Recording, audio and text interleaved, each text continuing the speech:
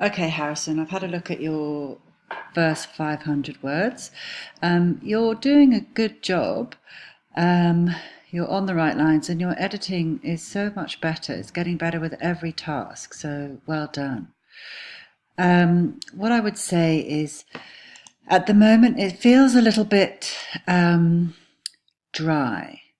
What I mean is you haven't really, there are times when you speak with a sort of personal voice, but most of the time it's it's very like reading a recipe in a cookbook. There's no personality behind the instructions.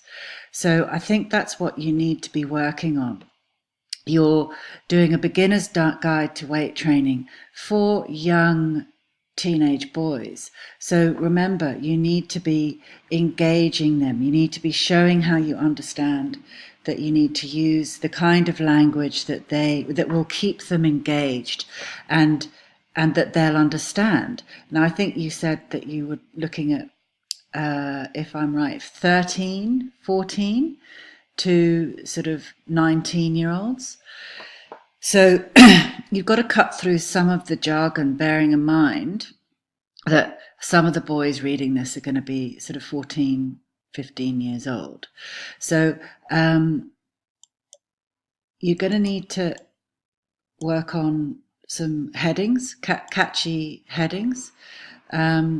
And then I've just put in here some examples of the kind of language that you might want to be thinking about.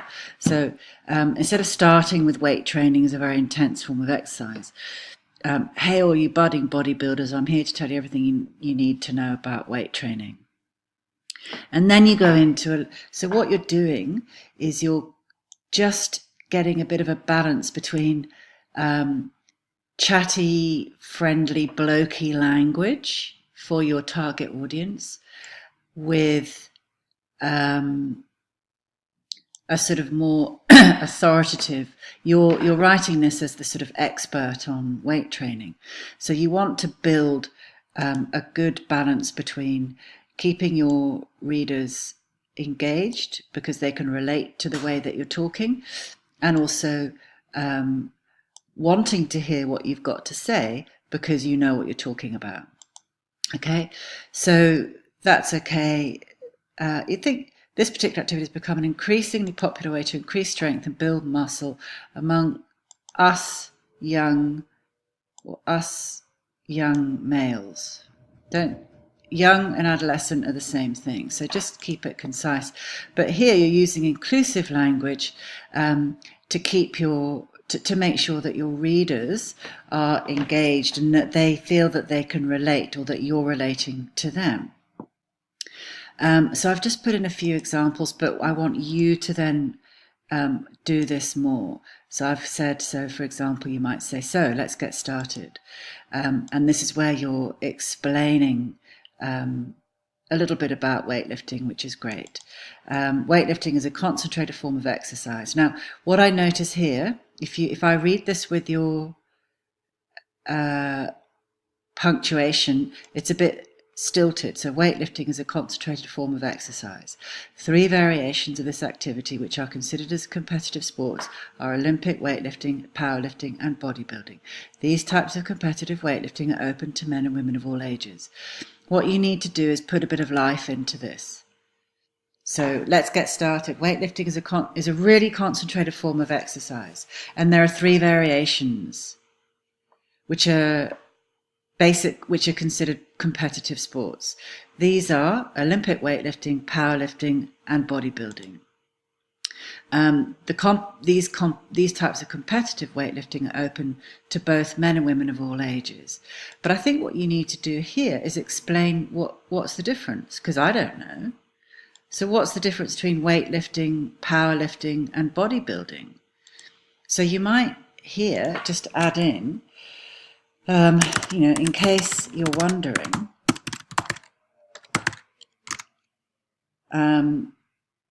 then you're going to explain the difference between those 3 competitive sports. Okay? So I'm just going to cut that.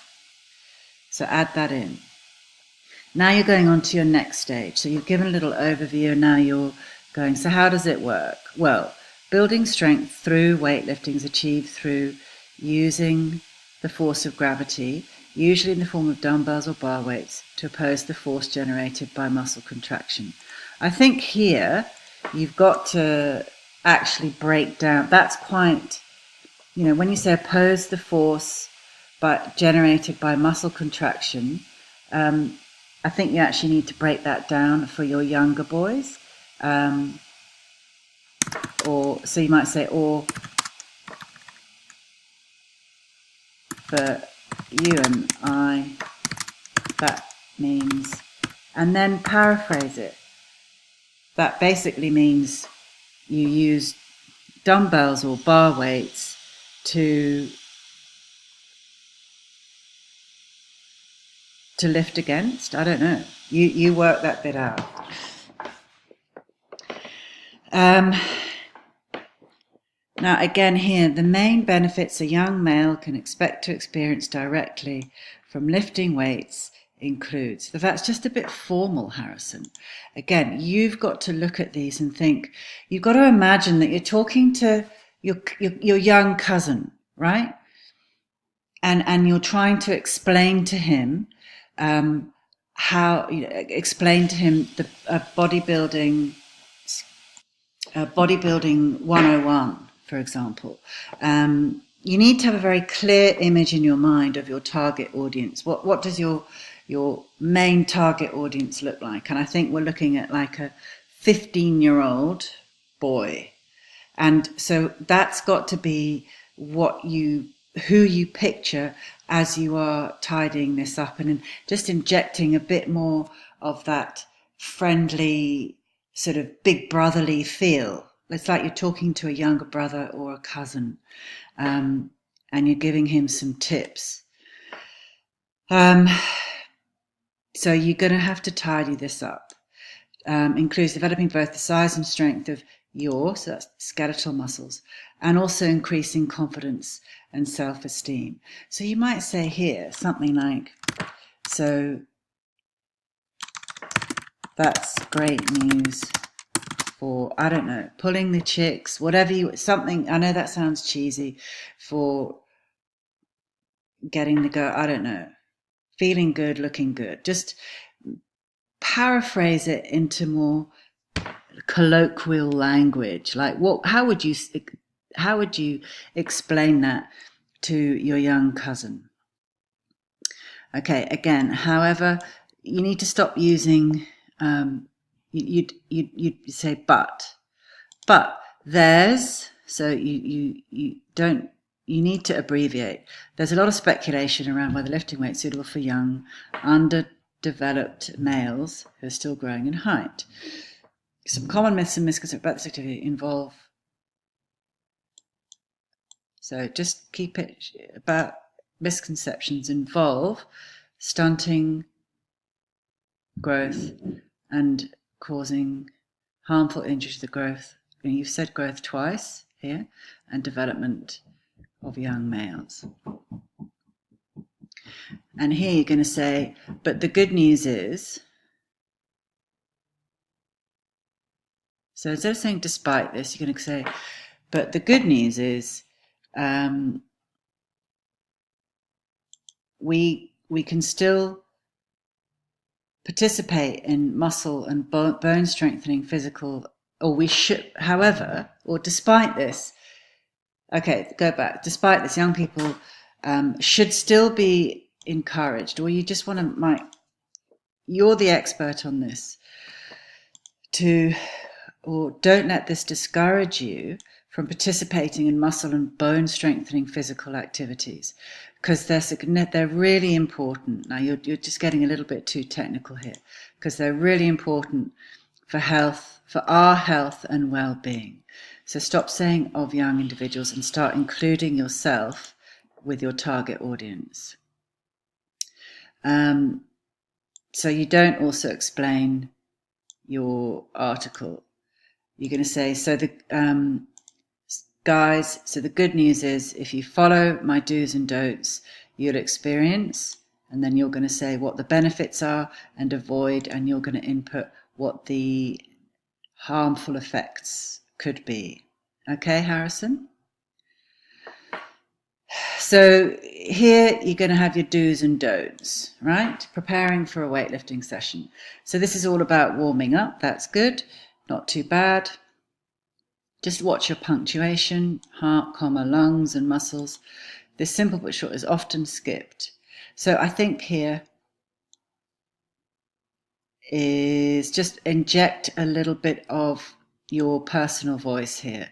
Instead of saying the simple but short is often skipped, say, don't fall into the trap of skipping this simple but short process, simple but undervalued process, because it's really important to stop you getting injured or to prevent injury. Warming up, a warm-up exercise prepares your muscles for a workout while also making you feel like training. Could you not say something like feel pumped and ready to train here? This pre-workout activity will consistently improve your level of importance. So again, you've got to get a bit of oomph into this, a bit of energy.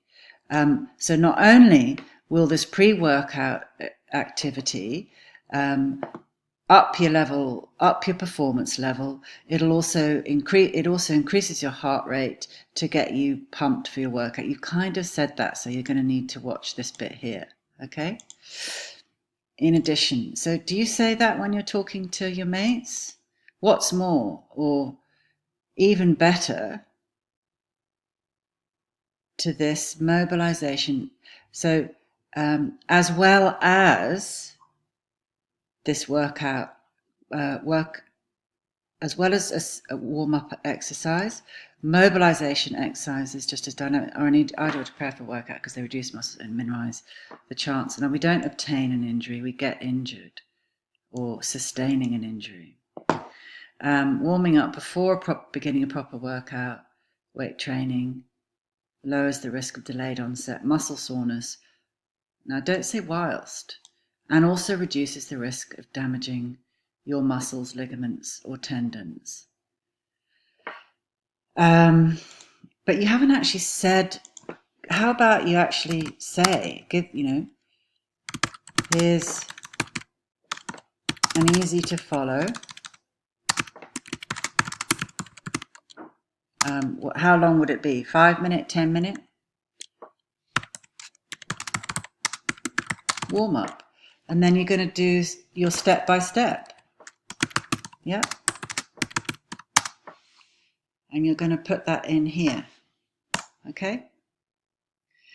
And then drinking plenty of water is also significantly, that's just too formal. It's also really important when preparing for a weight training workout.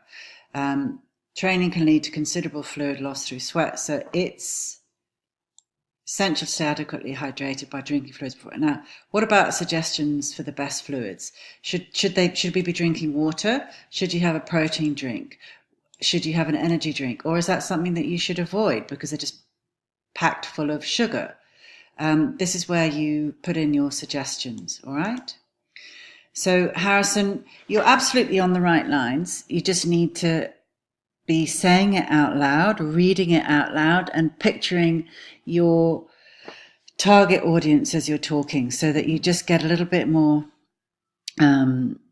fluency and a stronger personal voice, and imagining keeping that young cousin engaged. Okay?